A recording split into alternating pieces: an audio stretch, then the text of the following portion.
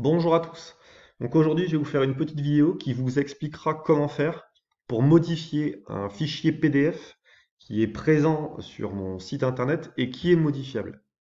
D'accord? Donc par exemple ici, si je suis sur la page analyse fonctionnelle ici là, et j'ai un fichier en PDF, donc c'est le format hein, de fichier, le PDF là, et ça c'est un fichier modifiable. Alors là, bon, j'ai la ressource. Et les modifications, donc c'est moi qui les ai définies quand j'ai créé mon document, et ça va être les cases bleues qui sont ici. Donc si pour l'instant je clique dessus, je ne peux rien faire. D'accord? Mais c'est parce que ce fichier-là est juste présent sur la net pour l'instant, et si vous le modifiez, ça voudrait dire que tout le monde consulterait le fichier que vous avez modifié, ce que moi je ne peux pas permettre. D'accord? Donc ce que je fais, c'est que je le mets en ligne, il va falloir que vous le téléchargez. Donc pour ce faire, quand vous allez ici, vous voyez, vous glissez là, vous avez une fenêtre qui s'ouvre, donc vous cliquez sur fenêtre externe, et là j'ai un onglet qui vient de s'ouvrir, avec le fichier qui vient de s'ouvrir.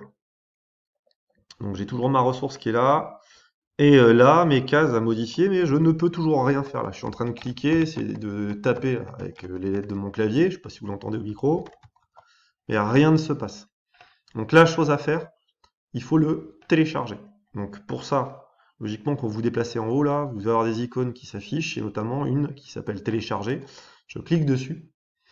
Et là, je vous recommande de faire quelque chose. Votre ordinateur vous propose de l'ouvrir ou de l'enregistrer. Vous devez même enregistrer sous.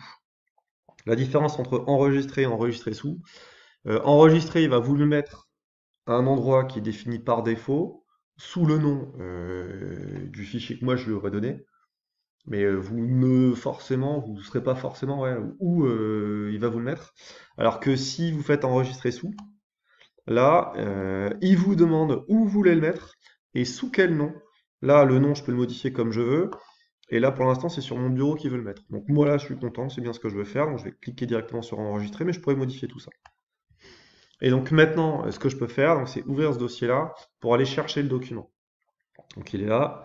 Et donc l'icône qui est utilisée là pour mon fichier, c'est l'icône du logiciel Acrobat Reader que j'ai installé sur mon PC. C'est un logiciel qui est gratuit.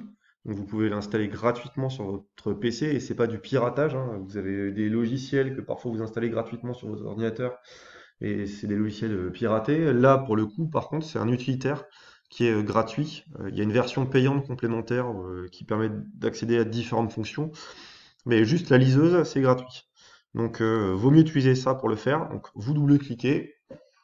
Adobe Acrobat Reader, c'est ouvert. Et là, maintenant, mon fichier, je peux le modifier. Vous voyez, là, je peux écrire dans les cases. Et uniquement dans les cases, ici que moi j'ai défini. Si j'essaie de réécrire sur le texte, ben là, je ne peux pas le faire parce que moi, je vous ai pas donné la permission de le faire. Mais par contre, ici, là-dedans, il n'y a pas de souci, vous pouvez le faire.